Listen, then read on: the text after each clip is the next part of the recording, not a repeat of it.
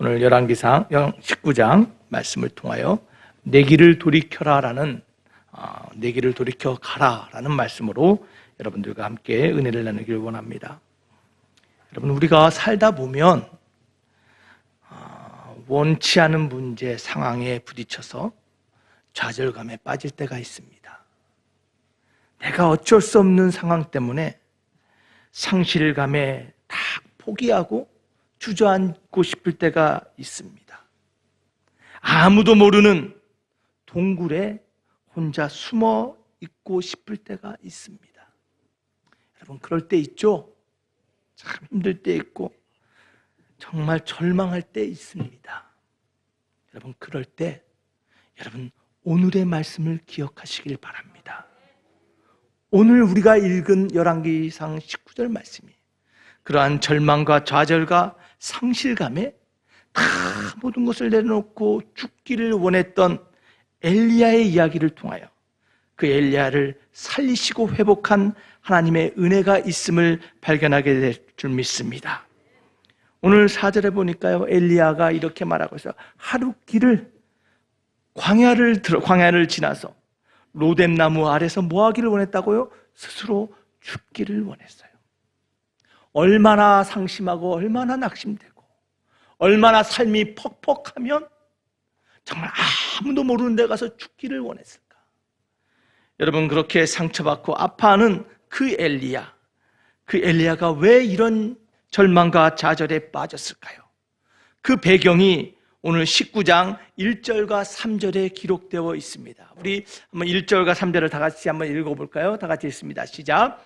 아합이 엘리야의 무릇 행한 일과 그가 어떻게 모든 선지자를 칼로 죽인 것을 이세벨에게 고하니 이세벨이 사자를 엘리야에게 보내어 이르되 내가 내일 이맘때에는 정녕 내 생명으로 저 사람들 중 한 사람의 생명 같게 하리라. 아니면 신들이 내게 벌 위에 벌을 내림이 마땅하니라 한지라. 저가 이 형편을 보고 일어나 그 생명을 위하여 도망하여 유다에 속한 부엘세바에 이르러 자기의 사환을 그곳에 머물게 하고. 지금 어떤 일이 벌어졌습니까? 저와 여러분들이 읽은 19장 그 전에 18장에는 어떤 사건이 기록되어 있냐면요, 엘리야가 갈멜산에서 바알 선지자와 대결하여 그들을 물리치고 하나님의 살아계심을 모든 나라 앞에 드러난 사건이 일어납니다. 여러분, 너무나 잘 아는 사건이죠. 하늘에서 뭐가 내려왔어요? 불이 내려왔어요. 하늘에서 불이 내려와 그 제단의 제물을 태우고 하나님이 살아계시고 하나님이 참 하나님인 것을 나타낸 역사가 18장에 기록되어 있습니다. 자, 그런데 오늘 19장에선 보니까요, 그런데 그 하나님께서 그 나라 이스라엘을 그 불같이 임하셨던 기적 가운데 나타나셨던 그 하나님께서 아합과 이세벨을 쫓아내고 하나님의 나라를 회복할 줄 알았어요. 하나님의 공의가 세워질 줄 알았어요. 그런데 웬걸? 오히려 아합과 이세벨이 더 기세가 등등해서 그 놀라운 일을 행한 그 엘리야를 어떻게 한다고요? 찾아서 죽이겠다라는 거예요. 이러한 상황 가운데 우리 3절에 보면 이렇게 고백되어 있습니다. 3절 우리 다시 한번 처음을 볼까요? 시작. 저가 이 형편을 보고 일어나. 뭘 봤어요? 형편을 봤어요. 믿음의 사람 엘리야가 하나님을 바라보고 하나님께 기도하고 간구했던 그 엘리야가 지금 무엇을 보고 있어요? 형편을 봤어요. 사랑하는 반석교회 성도 여러분, 하나님을 바라보던 우리의 눈이 우리의 삶의 상황과 형편을 보면 낭망하게 돼요. 자신을 바라볼 때, 어찌할 수 없는 내 모습을 바라볼 때 실망감에 빠질 때가 있어요. 갈멜산에서 그 기적을 베풀었던 하나님, 놀라운 일을 행했던 하나님, 도대체 어디 계십니까? 내 상황을 보니, 내 형편을 보니 여전히 지금 똑같은 상황이고 오히려 문제는 더 심각해지며 내 목숨을 앗아가고자 하는데 도대체 하나님 어디 계십니까? 상황을 보고 형편을 보면 우리 또한 낙심할 수 있어요. 사랑하는 반석교회 성도 여러분, 우리 하나님을 바라보기를 주 이름으로 축원합니다. 여러분, 저도 그래요. 목회를 하다 보면요, 저도 낙심하고 상심에 빠질 때가 있어요. 근데 그게 언제냐고요? 형편과 상황을 바라볼 때예요. 하나님, 이렇게 기도하는데 아직도 이 문제가 있습니까? 하나님, 이렇게 하나님 믿음으로 달려오는데 아직도 저 사람이 변하지 않네요. 왜 하나님 저 가정에 저 문제가 끊이지 않습니까? 하나님, 속히 일하여 주시옵소서. 하나님 도대체 어디 계십니까? 여러분, 저는요 성격이 급해요. 뭔가 급히 뭔가 이루어야 돼요. 근데 제가 그러한 나의 마음으로 하나님을 바라보는 거예요. 왜 아직도 하나님이 일하지 않습니까? 왜 내 삶이 변하지 않습니까? 왜 내 가정이, 내 교회에 이런 일이 아직도 있습니까? 여러분, 엘리야가 겪었던 일이 이거예요. 내가 생각했던 그 하나님, 나와 함께 일하시고 놀라운 기적을 베풀었던 그 하나님 도대체 어디 있냐라는 것이에요. 여러분의 인생에 역사하시고 여러분을 구원하시고 여러분에게 은혜 베푸셨던 그 하나님, 때로는 그 하나님이 내 생각과 다르게 침묵할 때가 있어요. 그런데 그때 우리의 눈을 하나님에서 떼서 상황과 형편을 보면 우리는 다 낙심해요. 그러한 엘리야, 낭망에 있는 엘리야를 우리 하나님께서 어떻게 하셨다고요? 긍휼히 여기시고 치료하신 이야기, 그것이 바로 오늘 본문의 이야기예요. 사랑하는 만석교회 성도 여러분, 하나님은 그 사랑하는 자녀를 버려두지 아니하시고 찾아와서 치료한 하나님이심을 믿으시기를 바랍니다. 자, 그렇다면 우리 하나님이 우리를 어떻게 치료하실까요? 어떻게 치유하실까요? 우리 하나님이 우리를 치유하신대요. 우리 19장 5절 말씀을 보면 이렇게 기록되어 있어요. 하나님 우리를 치유하시는데 19장 5절 다 같이 한번 읽어볼까요? 5절 말씀 시작.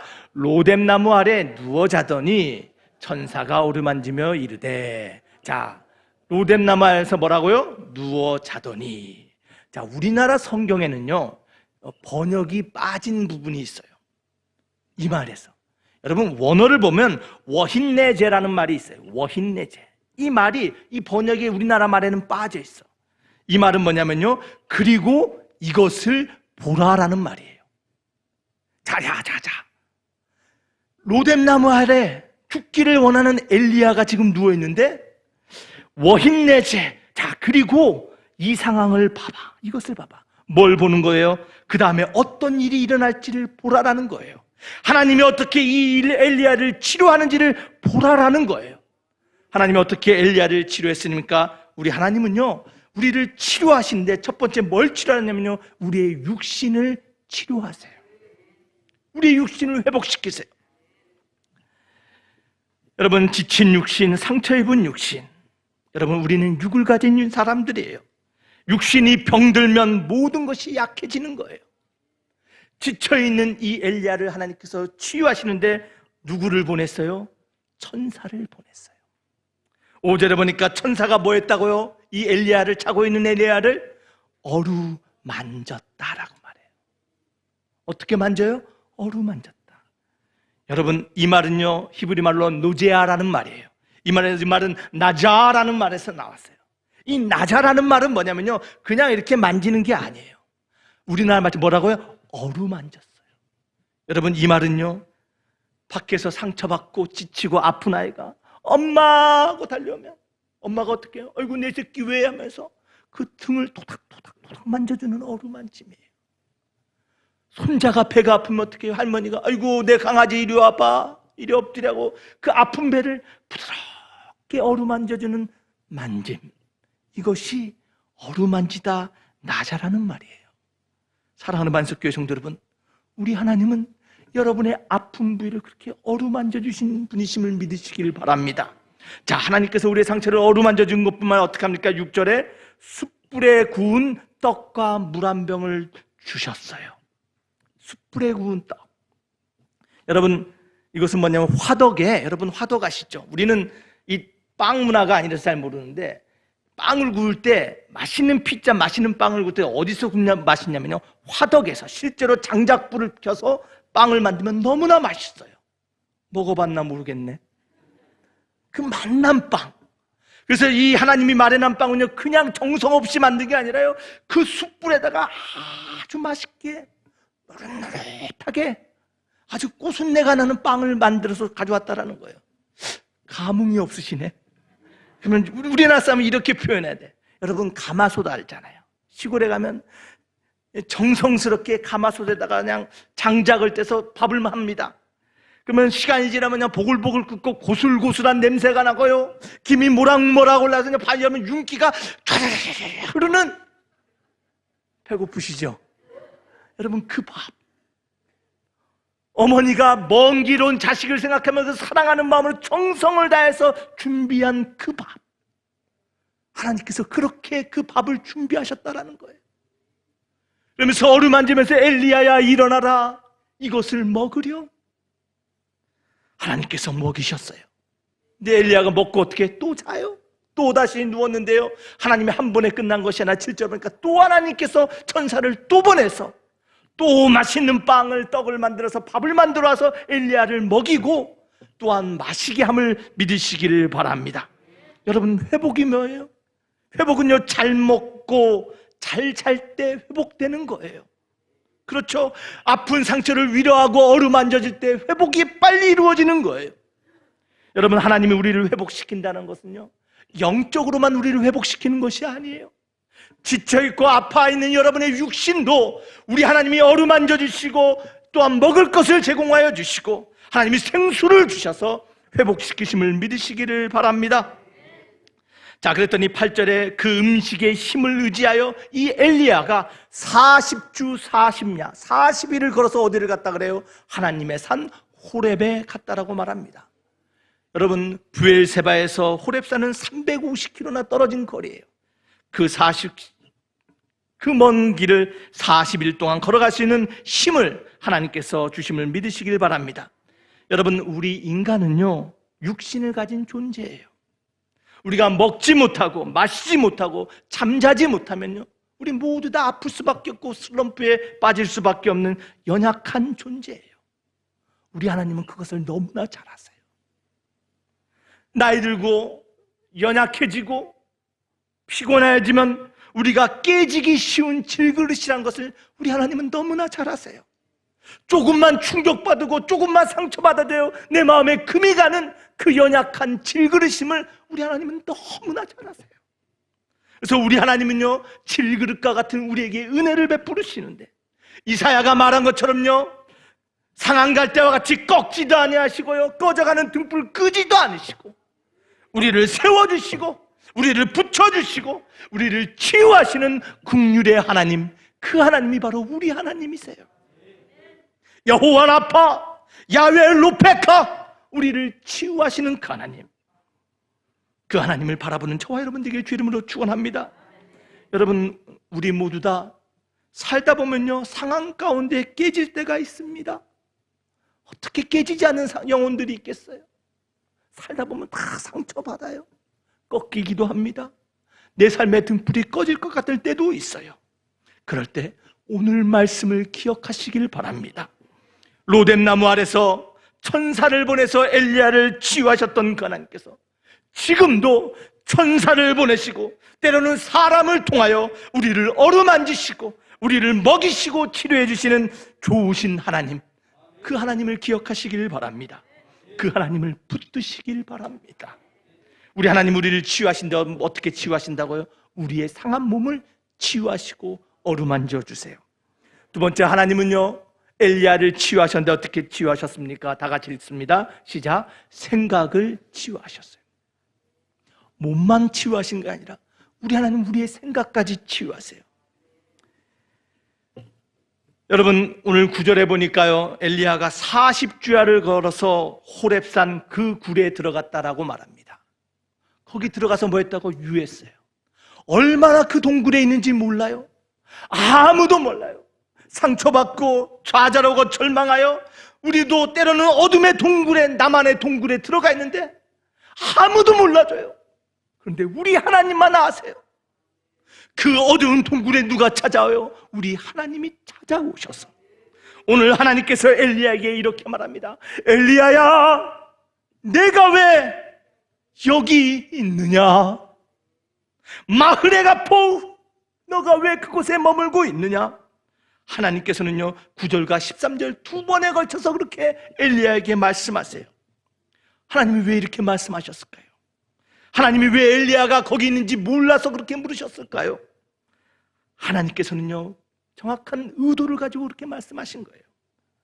엘리야야, 너는 그곳에 있을 사람이 아니다. 엘리야야, 너는 동굴에서 울며 슬퍼하며 주저앉을 사람이 아니다.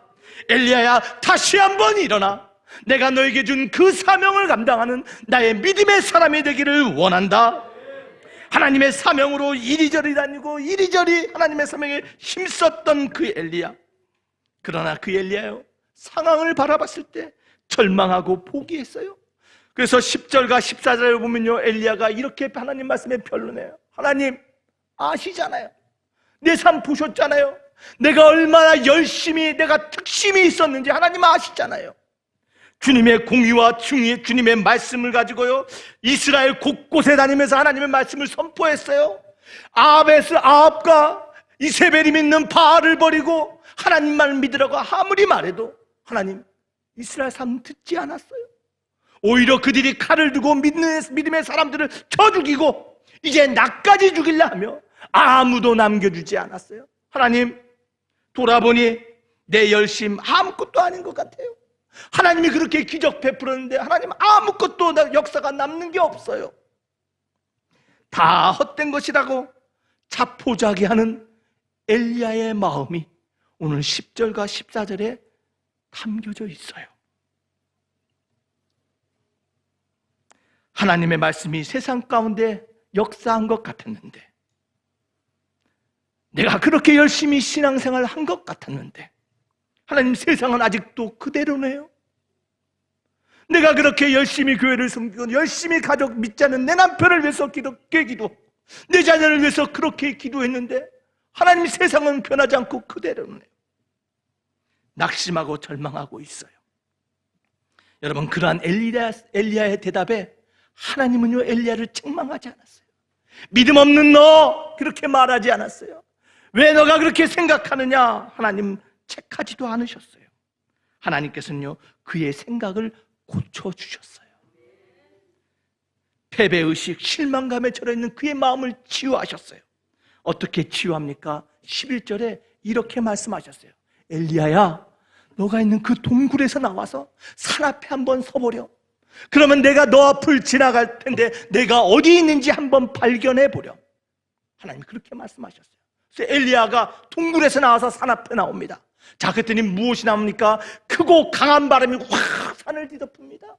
토네이도 같은 산이에요. 집을 날리고요, 산이 갈라지고 바위가 날아가는 어마무시한 그 강력한 바람이 나왔어요. 그래서 엘리야가 그 바람 가운데 하나님이 있는가 찾는데 하나님이 없어요. 조금 있으니까 지진이 나기 시작합니다. 땅이 갈라집니다. 땅이 흔들립니다. 하나님이 혹시 그 지진 놀라운 역사 가운데 하나님이 계신가 하고 눈을 뜨고 쳐다봐도 하나님이 없는 거예요. 조금의 지진이 잦아졌는데 이제는 감당할 수 없는 불길이 솟아오릅니다. 혹시 그 가운데 하나님이 계신가? 이 놀라운 불 가운데 정말 하나님이 임재하셨는가 봤는데 하나님이 안 계세요. 그 후에 하나님이 어디 계세요? 하나님이 세밀한 소리 가운데 하나님이 계셨어요. 불담에 조용하고 부드러운 소리가 있는데 바로 거기에 주님이 계신지라. 세미한 소리 가운데 하나님이 계셨어요. 여러분, 도대체 이 말이 무엇을 말하는 걸까요? 그 바람 가운데, 그 지진 가운데, 그 거대한 불 가운데 하나님이 계신 것이 아니라 들릴까 말까한 세미한 소리 가운데 하나님이 계셨대요. 그곳에 계신 하나님을 발견했대요. 여러분, 이것이 무엇을 의미할까요? 여러분, 하나님은 지금 뭘 하고 계세요? 엘리야를 치유하고 계세요. 엘리야를 지금 고치고 계세요. 여러분, 엘리야가 이처럼 절망한 이유가 무엇입니까? 그것은 여러분 따지고 보면요, 하나님에 대한 실망이에요. 내가 알고 있던 하나님, 기적과 이산을 보내시는 하나님, 갈멜산에서 불을 내리시는 하나님, 물을 가르고 산을 가르시는 하나님. 근데 그 하나님, 그 기적을 체험했는데 하나님의 전적인 능력으로 아합과 이세벨을 몰아내고 이스라엘을 뒤집어서 하나님의 나라로 만들 것이라고 기대했는데 바람과 지진과 불, 이런 놀라운 역사 가운데 하나님이 임재할 줄 알았는데, 세상을 뒤집을 줄 알았는데 하나님은 그러지 않으신 거예요. 엘리야가 가지고 있던 하나님, 엘리야가 기대하고 있던 하나님의 모습을 찾을 수 없는 거예요. 그러니까 엘리야가 실망했어요. 아니, 내가 알고 있던 하나님 어디 계시냐는 거예요. 하나님, 섭섭하네요. 하나님이 어디서 임했어요? 기적과 이적과 놀라운 가운데 임한 것이 아니라 부드럽고 약한 소리 가운데, 세미한 소리 가운데 하나님이 함께 하세요. 지극히 평범하고 지극히 일상적인 가운데 하나님이 임재했다라는 것이에요. 여러분, 우리 하나님은 기적과 이사를 행하시는 하나님이십니다. 그걸 부정하라는 게 아니에요. 하나님은 행하시는 분이에요. 여러분, 그런데요, 기적과 초자연적을 기대하는 사람들, 그런 신앙을 가진 사람들은요, 쉽게 실망해요. 내가 가지고 있는 하나님은 기적과 이사를 행하셔야 되는데 하나님이 침묵하면, 하나님이 능력을 보여주지 않으면 하나님 어디 계셔? 웜의 하나님? 실망했슈? 내가 알던 하나님이 아니네? 쉽게 실망합니다. 지금 엘리야가 그랬어요. 여러분, 그런데요, 하나님은요, 초자연적인 것, 기적을 행하는 걸 좋아하지 않으세요. 여러분, 성경에 기적을 베푸신 하나님이라고 말하지만요, 우리 하나님은요, 초자연적인 것을 별로, 기적을 별로 좋아하지 않으세요. 여러분, 왜냐하면 초자연적인 거란 것은요, 기적은요, 하나님이 만드신 질서를 깨는 거예요. 그렇잖아요.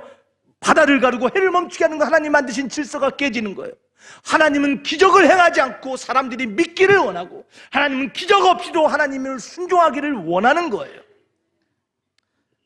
그런데 많은 사람들이 이 기적을 바라보다가 하나님이 잠잠하면 실망하는 거예요. 엘리야가 그랬어요. 여러분, 기적으로 하나님이 세상을 변화시키는 게 아니에요. 여러분, 역사를 보시길 바랍니다. 기적으로 역사가 변화되지 않았어요. 로마 제국이 하늘에서 불이 내려서 로마 제국이 변화된 것이 아니에요. 중세에 타락한 교회가 땅이 갈라지고 불이 나타서 교회가 개혁된 것이 아니에요. 하나님은 사람을 통해서 변화시켰어요. 여러분, 세상의 눈으로 보면요, 이거는 기적도 아니고 평범하고 어리석은 것 같고 세미한 음성인 것 같지만, 하나님을 믿는 믿음의 사람들의 그 믿음의 행동, 복음의 소리, 순교의 피를 통하여 하나님이 역사하시고 세상을 변화시키심을 믿으시기를 바랍니다. 하나님에 대한 잘못된 생각, 내가 만든 하나님, 내가 기대하는 하나님, 그 생각을 하나님께서 바꿔주셨다라는 거예요. 세미한 소리, 일상 속에서도 일하시고 역사하시는 그 하나님을 발견하시기를 바랍니다. 여러분의 일상에서 잠잠히 일하시는 그 하나님이 저와 여러분의 하나님이심을 믿으시기를 바랍니다. 우리 하나님, 우리의 생각을 이렇게 고치세요. 그뿐 아니라 뭘 치유하십니까? 우리 하나님은요, 우리의 사명을 치유하세요. 우리의 사명. 우리 15절에 이렇게 말합니다. 너는 내 길을 돌이켜 가라라고 말합니다. 슈블레다르케카, 너가 가는 길을 돌려서 내가 너에게 준 사명의 길로 돌아가라라는 것이에요. 하나님께서 엘리야에게 주신 사명이 무엇입니까? 어떤 사명을 주셨어요? 우리 15절에 보면요, 그것은 바로 사람을 세우는 사역이었어요. 뭘 세우는 사역이라고요? 사람을 세우는 사역. 15절 한번 다 같이 읽겠습니다. 시작. 여호와께서 저에게 이르시되 너는 내 길을 돌이켜 광야로 말미암아 다메섹에 가서 이르거든 하사엘에게 기름을 부어 아람 왕이 되게 하고, 너는 또 님시의 아들 예후에게 기름을 부어 이스라엘 왕이 되게 하고, 또 아벨 무올라 사밧의 아들 엘리사에게 기름을 부어 너를 대신하여 선지자가 되게 하라. 하나님이 주신 사명이 무엇이었습니까? 바로 사람을 세우라는데 엘리사에게 기름을 부으라는 것이에요. 아람 왕 하사엘에게, 이스라엘 왕 예후에게 기름을 부어 그들을 세우라는 것이었어요. 왜 이들을 세우라고 말을 합니까? 하나님의 뜻이 무엇이에요? 그것은요, 하나님에게 반역한 이스라엘에게 심판을 행하기 위함이라는 것이에요.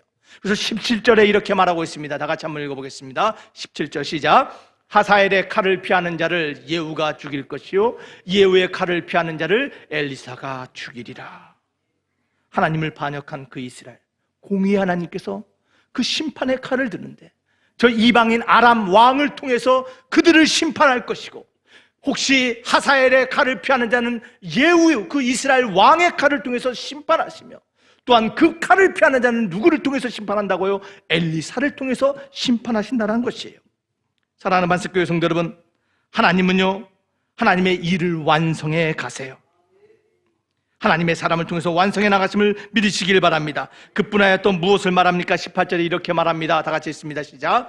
그러나 내가 이스라엘 가운데 7천인을 남기리니 다 무릎을 바알에게 꿇지 아니하고 다 그 입을 바알에게 맞추지 아니한 자니라. 홀로 남았다고 말하는 엘리야에게, 엘리야야 7천 명의 사람을 남겨뒀다, 너 혼자가 아니라라고 말씀하고 있어요. 하나님께서 절망하고 낭망하여 죽기를 원하는 엘리야에게 찾아오셔서 육신과 마음을 치유하시고 또한 소망을 주시고 오늘 회복시키셔서 과거의 그 담대한 하나님의 용사로 회복하여 이스라엘로 돌아가 하나님의 사람 그 엘리사를 기름 붓고 세우는 사건이 이제 19절부터 등장하게 됨을 발견합니다. 사랑하는 반석교회 성도 여러분, 하나님께서는요 하나님의 일을 완성하세요. 사람이 바뀌어도 하나님은 그 역사를 계승하시고 이루어 나가신 하나님이심을 믿으시길 바랍니다. 엘리야가 하지 못한 일을 엘리사를 통해서 했고요, 모세가 하지 못하는 일을 여호수아를 통하여 이루신 하나님이심을 믿으시기를 바랍니다. 일을 계획하시고 성취하시는 분 우리 하나님이에요.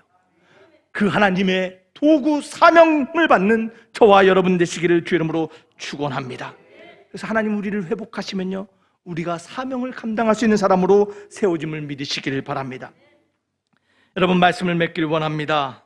하나님은 낭망하고 침체되고 자신이 아무 쓸모없다고 자포자기한 엘리야를 치료하셨어요.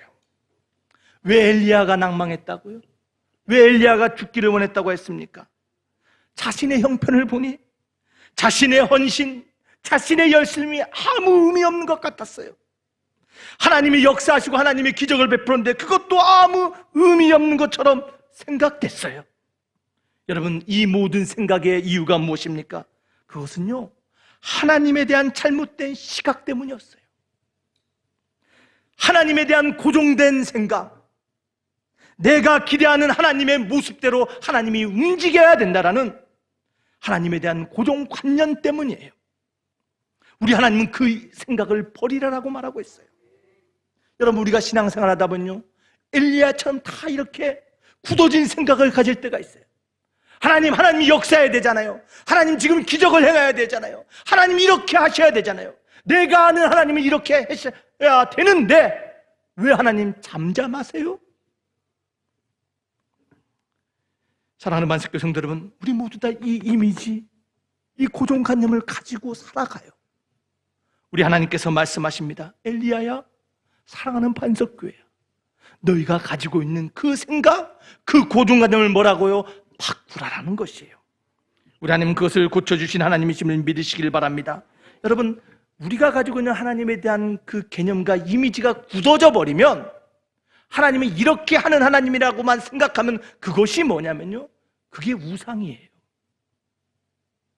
내가 원한 대로 일하시는 하나님, 내가 생각대로 움직여야 되는 하나님, 내가 생각대로 저 사람은 저렇게 해야 돼, 내가 생각하는 교회는 이래야 돼, 내가 생각하는 하나님은 기적과 이적을 행하셔야만 되는 하나님.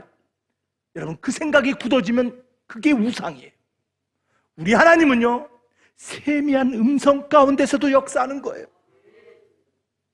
여러분, 우상을 섬기는 것과 하나님을 섬기는 것의 차이가 뭐라 그랬죠?